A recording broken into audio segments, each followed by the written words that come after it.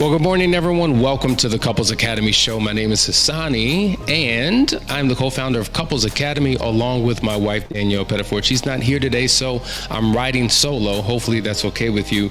But we come here every single morning to have great conversation about what you need to do to enhance your relationship, to take it to the next level, to unpack issues, to overcome them, to have the best relationship that you could ever have by becoming the best person that you can ever be. One of the things that we say all the time, that the key to your marital restoration is your personal transformation. And so we're having a conversation today, a necessary conversation today that I think is worthy of a deep dive.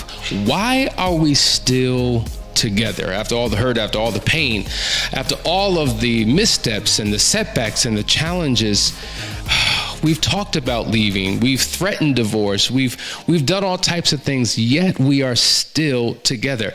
And it's a question that we need to talk through in order to get clarity so we know how to move forward. But before we do so, listen, I just want to encourage you to like, share, and subscribe. Let the viewers know that we are live. Don't be selfish. Don't hold it all to yourself. You are an advocate for Couples Academy just by watching. And so when you press that share button, you allow this message to reverberate in your community, because there's people who you know who are on the struggle bus. Like we were asked the question once before, can you name 5 healthy couples that you personally know? And we literally struggled to name 5. We had fingers left over after we thought about the couples in our environment. This was many years ago. And so likewise, I asked you the question, can you name 5 healthy couples? If you struggle to do so, then that means that there's someone who needs to hear this program this morning, because they're in their stuck place. They're in their wilderness. We talk about the children of Israel and how they left slavery, right? They left Egypt and they were headed into where? They were headed into the promised land, Canaan land, but they were in this wilderness experience for so long, for 40 years. And so in that process, many people feel like throwing in the towel and calling it quits and just giving up, but yet and still they are together. And we want to talk about those reasons. But listen, guys, a couple events coming up. As you know, we talked about October the 7th. It is the first Saturday in October. We are doing our Phoenix Awards Gala. You can find a link in the description about that to get your tickets. Tickets are selling fast. We want you to be there. Come dressed to impress. Come celebrating the power of kingdom marriage. You know, marriage in this particular society, you know, the value of it has been diminished. It's been trivialized. It's just like, okay, maybe one day, sorta. It's lost its luster and its appeal because the world has gotten involved and changed the foundation of it and made it something that it's not. But we are waving the banner, the flag, right? We are calling you out and calling you up to attend with us on that particular day. It's going to be a phenomenal experience, something that you do not want to miss. But let's talk. Why are we still together? So here's the situation. There was a couple who was celebrating their 10th anniversary. And they were in the beautiful nation of Costa Rica. Now, we used to live in Costa Rica for a couple years, so it's an amazing place to be. And so here they are, they touch down, they get in their car, they're on their way to the resort, and the wife is just looking out the window. And she's saying to herself, I want to leave, I want to leave, I want to leave, as they're celebrating their 10th year anniversary. This was not a new phenomenon, a new feeling, a new reality. This is something that she had been dealing with for quite some time. That even when we're here to celebrate the time that we've spent together and dedicated to each other, yet and still, I'm in a place where I want to go. That 10-year anniversary for them represented the best of times and the worst of times all at the same time. I remember talking to a couple recently, asking them the question, why are you still here? You've been in a stuck place for quite some time. There was a betrayal. There's a lot of deep hurt and pain. There's a lot of contention in the household. You don't come together to date. You don't come together to have physical intimacy. You don't do life together. You don't communicate with each other, yet you are still here. I hear your individual complaints. I hear your rage. I see your sadness and depression. I hear the complaints, but yet you keep threatening to leave, but something keeps you from doing so. What is the reason?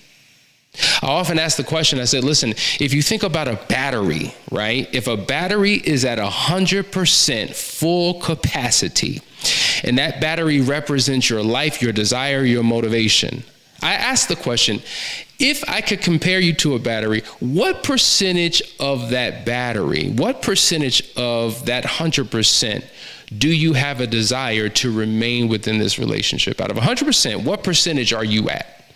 Is it 80%? Is it 50%? Is it 20%? What percentage is it? And oftentimes I'll hear, you know what, Asani, to be honest, I'm at 15%. 15, that's kind of high because, truth be told, literally I'm at 1%. And so then I ask myself the question, well, okay, tell me more about that 15%.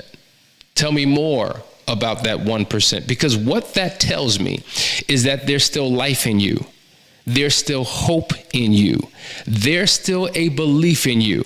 And when I ask them to expand or expound upon that percentage, they struggle to do it. They can tell me what they don't like. They can tell me what they don't want. They can tell me all about all the problems. They can give me 1,001 reasons why they should leave. But they can't clearly articulate why they desire to stay. Yet and still, no one is holding a gun to their head. No one is entrapping them. Nobody is forcing them to remain in this life situation, yet they voluntarily choose to stay. And so oftentimes I'll ask a spouse separate from the other, listen, I know your spouse has been threatening to leave. I know that they've been talking about packing their bags and moving back, to another state with family, but they're still here. Why do you think that is? What is the real reason why they are still here? This is the question that we want to answer today. Because some of you are in that place and in that space right here and right now. You are vacillating back and forth. Do I stay? Do I go? Is it better to just cut my losses and start from scratch, or should I hold on in hopes and anticipation of something better? You are in a space of uncertainty, lacking clarity, full of doubt, full of fear, full of anxiety, yet you are still here. Why is the question? What are you holding on to? What are you believing for? What do you believe is possible? What evidence do you have that would support that things can turn around? Or if no evidence, what internal, deeply embedded belief system do you have that has kept you in this space? We want to go through some of the reasons why people do stay, and then we want to unpack yours. Listen, guys, you're watching the Couples Academy show. We're going to go to a quick commercial break. There's a few announcements we want to share with you. Stay tuned. We'll be right back. Join the conversation. Welcome to the Couples Academy app.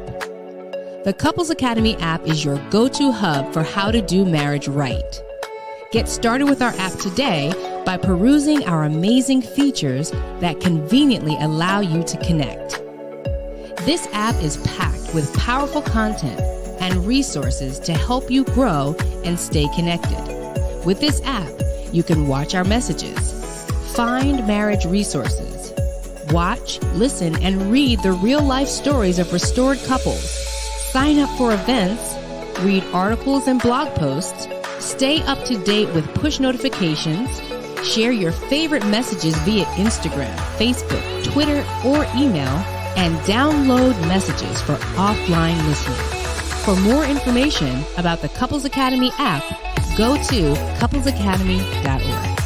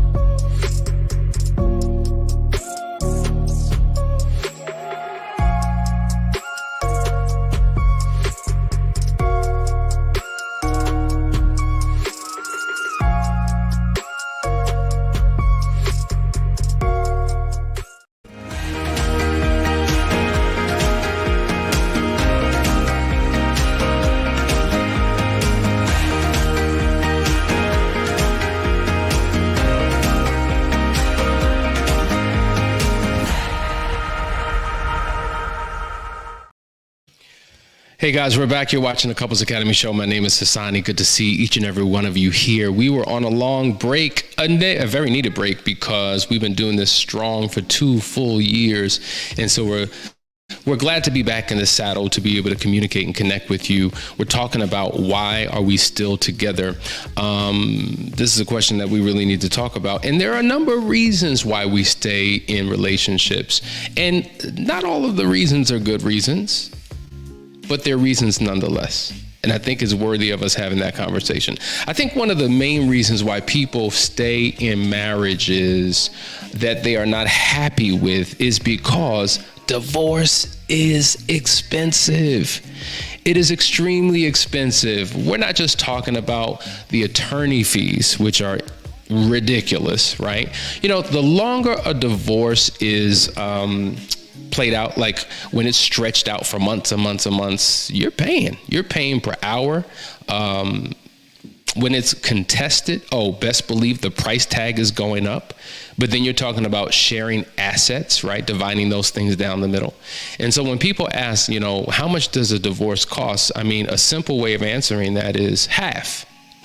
Right? Half of everything you have is what it's going to cost. Now, I know every state has unique laws and they're different, and the actual filing may be different. Some states are more expensive than others, but at the end of the day, you are giving up half. And so that's a hard pill to swallow for a lot of people, and they're not in a position where they're ready to let go of their things, of their stuff, of their lifestyle, of their homes, of their cars, of all of the benefits and privileges that come along with being married ever since they said I do. And because it is so expensive, that is the reason why they stay, right? Trapped in this marital purgatory with no efforts to move towards the restoration of the relationship. So divorce is expensive. That's one reason. But then there's another reason. For the sake of the children, the children are a certain age where if we were to leave now, it would be devastating to them. So maybe we're dealing with babies, right? There have been times when people have had affairs and the baby is still like a toddler, right? You're nursing that child, maybe they're in elementary school. They're 5, 6, 7, 8 years old, right? They're in middle school, high school, whatever the reason may be. They're in college. I know people who have stayed because the children were. I know people who have grown adult children with their own families living in different states, but will not divorce because of the impact that it will have on the children. Now think about that for a second, because we think that when children are of a certain age, they don't have the mental, emotional capacity to deal with the trauma of their parents splitting. But there are some who believe, and I think there's validity to it, that no matter how old your children get, the idea that their parents' relationship is no more could have a profound effect on their marriage in terms of what they believe is possible. Because what happens is we live life by comparison. Man, my parents were together for 30 years and then they're divorced. Oh my God, we've been married for 15. So now for the next 15 years, I'm living in the shadows of a divorce. I now am haunted by the ghosts of my parents' relationship. And so I fear and I have anxiety. Will that be me? Will I break the pattern? So it has an impact because it seeps into the deeply embedded beliefs of a person's psyche and how they show up for life. And so these are some of the reasons why people stay, for the sake of the children. Another reason why people stay in these marriages: couples reap the benefits of filing joint tax returns. There's a tax benefit.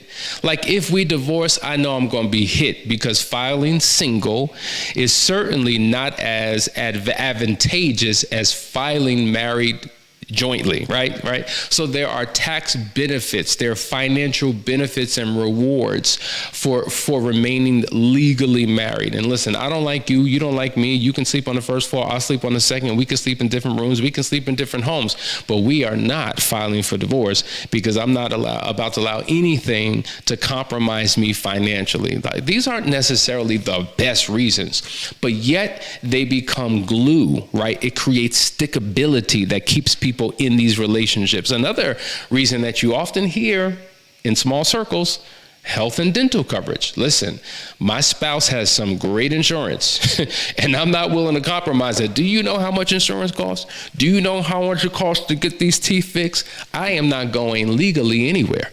We may not be in a good place, but these are some of the benefits that come along with being married. We got these kids and we got these health expenses. No. I'm going to stay in this situation. Another reason why people stay, haven't found the time or the demand to file. Like, what's the pressing concern for me to file? I already know the relationship is over. I already know the relationship is dead. Why do I have to suffer the legal consequences of it as well? So that time will come when it comes. And so whatever the reason may be for you, maybe some people haven't divorced because of an inherent belief in terms of faith, right? Their faith says divorce is not an option. That's the way they were trained. That's the way they were raised. Those are the lessons that were taught in church. And so for those particular reasons, they're going to stay. Maybe you are the only couple in your general family who's still together and divorce is all around you, and you don't want to be that one. You don't want to be the statistic. And so because of your own struggle with personal shame, you put on airs, right? You put on false faces. You give a public representation that doesn't reflect your private reality. And so you want to be the couple, the household, the family that is seen and perceived as successful. And so you're staying in this marriage for other people, right? For your reputation, for how things look on the outside. And once again, there's an incalculable number of reasons why people stay in these situations that aren't necessarily the most ideal. But thank God for these reasons, because if they're still together for these particular reasons, it gives us an opportunity to begin to work on things. So even though you may not be in it for the right reason now, it could wind up being the right reason over time if you embrace a process. Now, you've heard us talk about this time and time again, that there's a major difference between your marriage and your relationship. And anyone who's in a bad relationship knows exactly what I'm talking about. You have these legal ties, a paper that's holding you together. The state has determined that you are officially married, but everything about your life proves otherwise. So obviously there would be a major difference between the relationship and the marriage. And my thing is, if you're gonna be married for whatever the reason is, why be committed to more hurt, more pain, more disappointment, more anger, more regret, more resentment, more hostility, more vindication? Why be committed to that? If you're going to remain committed to each other, why not enjoy it as best you can in the meantime? And so what that means is taking the time to have a healthy relationship, taking the time to resolve issues, taking the time to engage in communication, because through communication, you may be able to get proper perspective on things and bring healing and resolution to your household. What I have found is that ignorance, or I should say, separation breeds ignorance. As long as we remain physically separate, we do not talk, we do not engage, we have internal conversations with ourselves, we're fueling a belief system based upon a perception of reality that may not be consistent with what the truth is, and we're forming beliefs that don't necessarily serve us. We're telling ourselves a story or a narrative that works against the very thing that we want. It's fueling our fear, and that's why we remain in this stuck place, and that does not have to be your reality. This is why we have Couples Academy, and this is why we do last chance weekends and private marriage intensives and the Moving Forward program, because eventually it puts you in a place where you get unstuck. And when you get unstuck, all of a sudden you begin to see the world a little bit different. You begin to see your spouse a little bit different. You begin to see the possibilities of what can exist in your marriage a little bit different. There's hope, there's inspiration. There are things that you can point to, that you can reach towards, that give you a belief that things can go to a whole nother level. But it starts with you. See, what happens is the reason why you're stuck is because you're looking over at your spouse and saying, well, he don't want it, so I don't want it. She ain't giving no effort, so I'm not going to give any effort, right? And so you're projecting and you're making it all about your partner. But at the end of the day, it only takes one person. Listen, I talk to you about this all the time. There was a time when we were in a very dark place. There was a time where we had every single reason to divorce. The money wasn't there. We were broke, busted, and disgusted. All we had were these kids that were getting on our nerves. We didn't know what we were doing. They were babies. They were crying. We were feeding them.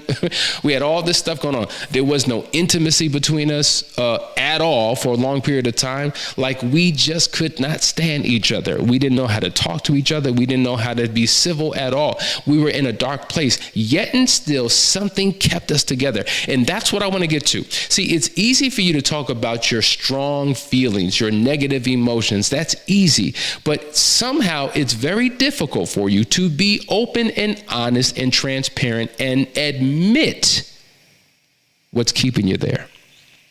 Is there a hope? Is there a belief? Are there positive things that you can point to, but it's hard for you to form your lips because you're caught up in your feelings and you're in your ego and you're in your pride and you're in your pain? Like, that's what you want to get to. That 1% that's holding you two together, that 10%, right? The reasons why you're still together. Let's talk about that. Let's make that bigger, because if we could tap into that, maybe that 10 will turn into 20. That 20 will turn into 50. That 50 will turn into 100%. I talk about this all the time. When we do private marriage intensives, oftentimes I'll ask the couples when they first arrive, what percentage of you wants this? Oh, I'm at 1%. Right? So halfway through the day, I'm checking in. Where's your number at? Oh man, this was hard, but I think I'm at about 15%. 15%, things got worse as a result of this conversation. So why are you now at 15% if you started at 1%? Because you know what? As bad as the conversation was, and as painful as it was to hear, at least my spouse was finally honest. It gave me hope that maybe we can get somewhere. And so by the morning of day 2, they went from 15% to 30%, 30% by the end of the day to 50%, 50% by the next day, 75%. By the time they left, they were at 100%. You see that journey that oftentimes we go on, and the percentage oftentimes is based upon, number one, how we feel. Okay. And number 2, our spouse showing us something different. And your spouse may be still in this relationship because they're waiting to see something different in you. Like, you've given them 1,001 reasons to leave, but they're looking for a reason to stay. And they're holding on, hoping, right? Looking for the possibility of a breakthrough. And so even when all the evidence points to the fact that this is as dead as a person in the grave, there's no coming back from this. We know that there's power of resurrection in your marriage. We know it because we've seen it happen before. We've seen dead as a doornail, dry bone relationships be revived. We've seen people who have come to us who have been separated, living in separate homes for 5 to 6 years, dating other people, who yet have come back together to work on the restoration of their marriage, and were able to do so, broke off those other relationships, sold homes, moved in together, got remarried, and had thriving relationships. And so you have to believe that it's possible for you, by soaking and saturating yourself in narratives, in testimonials, in stories, in environments where other couples who have overcome the challenges that you are currently in. And so when you see that evidence, when you see it all around you, you believe what's possible for you. And so my question is, are you feeding your fear, or are you feeding your faith? Are you feeding your doubt, or are you feeding your belief? Because whatever you chew on, whatever you eat on daily and consistently, that begins to grow. And whatever grows, wherever you place your focus on, that's what you give life to. And so if all you're thinking about, and if all you're talking about, and if all of you're pointing to is how bad the situation is, you are cementing yourself to that reality. You are coming into agreement with that reality. But see, spiritual law says you got to deny the facts, because the facts are not the truth, because all facts are subject to change. And though the fact may be things are not going well, the truth is there's hope and possibility, but it requires your participation. You have to get to the point where you're not waiting on God to do it all. You're not waiting on your circumstances to turn around. You're not waiting on conditions to change. The only change that's going to take place is the change that happens within you. And when you change, circumstances have to bow to your will, because you influence the circumstances that you are currently in. And so these are the things that we're talking about. Let's get to your why. Let's let's get to your 1%, 10%, 20%, whatever the reason is that has caused you to stay, even in the midst of the turmoil, even in the midst of all the devastation that's taking place around you. That's the answer we want to go to. Listen, we're going to go to a quick commercial break. I want to leave you with a message as we transition into the next day, continuing with this topic, but stay tuned. Be right back. See you soon.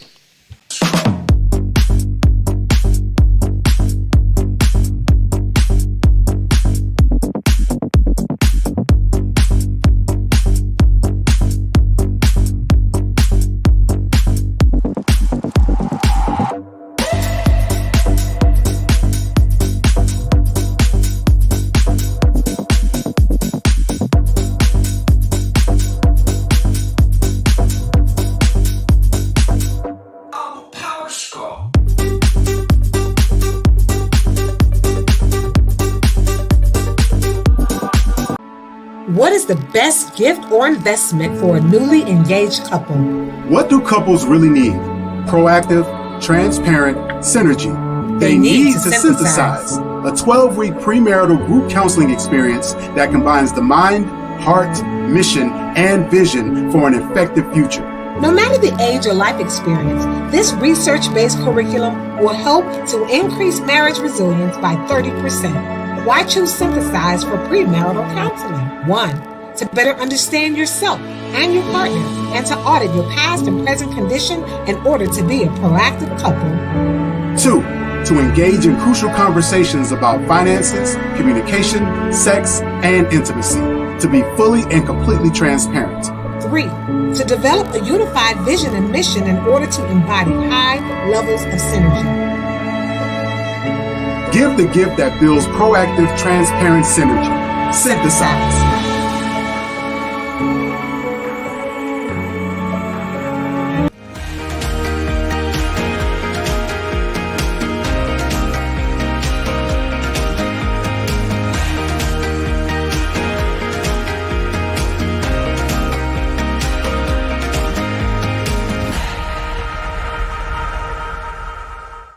Hey guys, we're back. You're watching the Couples Academy show. We're talking about why are we still together. I want you to answer this question, and some of you know it off the top of your head, but some of you really have to give some thought to. So my assignment for you is that you break away, you take some time, go for a walk, get in your prayer closet, get alone and by yourself. Turn off the music, turn off the television, turn off the social media, all the distractions. Get alone in your own thoughts and begin to listen to that still small voice on the inside of you. Don't listen to your fear, don't listen to your doubt, don't listen to your intellect, but go deeper than that, right?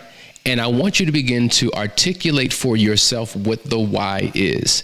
Yes, you can brainstorm and write down a whole number, of reasons as to why you should do something, but that's not why I'm asking you this question. I'm not asking you what you should do, what the right thing is to do, what people expect for you to do, what you've promised to do. I want you to get to your why. And I want you to write that why down. And I want you to think about that why. And I want that why to begin to get a lot clearer for you. And whatever that why is, bring it into tomorrow's session. And let's have a conversation about it. And let's see how that we could turn that why into some type of powerful force that causes you to show up differently. This is what I want to encourage you with as we leave. What your spouse is doing or not doing is irrelevant. Your spouse is hurting just like you are. Your spouse is in a stuck place just like you are. Your spouse is evaluating you and reading your body language just like you are. Your spouse probably feels demotivated, discouraged, just like you are. So if you're waiting for your spouse to show up in a particular way, which will serve for you as evidence that there's a reason to move forward, then you won't do a thing. You have to take your eyes off your spouse. Take your eyes off of what he or she is doing. Get out of the internal criticism that you have about how they're not showing up and focus on yourself. Draw a circle around yourself. If it were up to you, what would you do to turn this situation around? That's what I want you to do. Because at the end of the day, You can't base your lack of energy, lack of effort, lack of will, lack of desire, lack of performance on anybody else other than yourself. This is where we're talking about personal growth and personal accountability. Because I was that one. When she wasn't interested, when she was given no effort, no energy, when she wasn't given any hope and any inspiration, I had to make a decision for myself about what I was going to do. And I had to ignore the facts. And I had to not pay attention to every word that came out of her mouth. And I chose not to wait for her reactions to compliment, to affirm, to reciprocate. None of that mattered. I knew that for a season, like a farmer, I was going to sow. And even though I didn't see any evidence of the seeds that I had sown, I was going to be committed to sowing. Why? Because I knew that the law that works in the universe is the same law that has to work in my marriage. And it's the law of sowing and reaping. There's a season of sowing and there's a season of harvest. And I knew that if I was committed to sowing the right seeds, harvest would come. And harvest came. And so I need you to get out of your feelings. I need you to get out of your thoughts. And I need you to begin to embrace universal principles for your marriage that will cause a breakthrough to happen. And I guarantee you, if you do it long enough, your why will become a strong, resounding why. Your low percentage that gives you the hope and willingness to stay will significantly increase, and it will change the trajectory of your relationship. Listen, guys, we're going to continue in this conversation tomorrow, but I want you to begin to probe yourself, get to your why, and bring it into tomorrow's conversation. Love you guys. See you tomorrow. Have a great day.